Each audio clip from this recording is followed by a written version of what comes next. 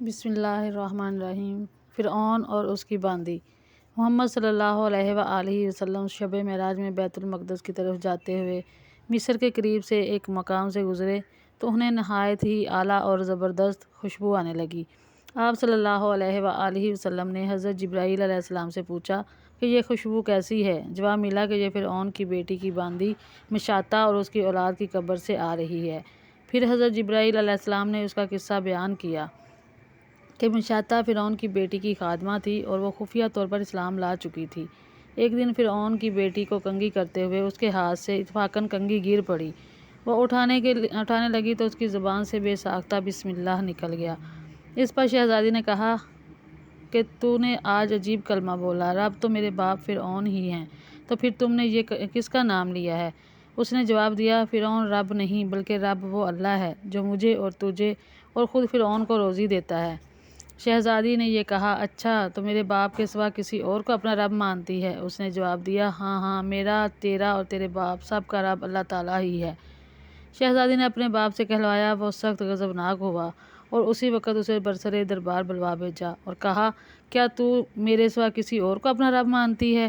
اس نے کہا کہ میرا اور تیرا رب اللہ تعالیٰ ہی ہے جو بلندیوں اور بزرگی والا ہے۔ فرعون نے اسی وقت حکم دیا کہ تانبے کی جو گائے بنی ہوئی ہے اس کو خوب تپایا جائے اور جب بالکل آگ جیسی ہو جائے تو اس کے بچوں کو ایک ایک کر کے اس میں ڈال دیا جائے، آخر میں خود اسے بھی اس میں ڈال دیا جائے۔ چنانچہ وہ گرم کی گئی۔ جب آگ جیسی ہو گئی تو حکم دیا کہ اس کے بچوں کو ایک ایک کر کے اس میں ڈالنا شروع کرو۔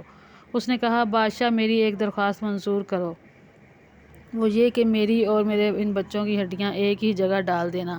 اس نے کہا، اچھا تیرے کچھ حقوق ہمارے ذمہ ہیں اس لیے یہ منظور ہے۔ اس کی دونوں بچیاں اس کی آنکھوں کے سامنے اس آگ میں ڈال دی گئیں اور وہ فوراً جل کر راکھ ہو گئیں۔ پھر سب سے چھوٹے کی باری آئی جو ماں کی چھاتی سے لگا ہوا دودھ پی رہا تھا۔ فرعون کے سپاہیوں نے اسے گھسیٹا تو اس نیک بندی کی آنکھوں تلے اندھیرا چھا گیا۔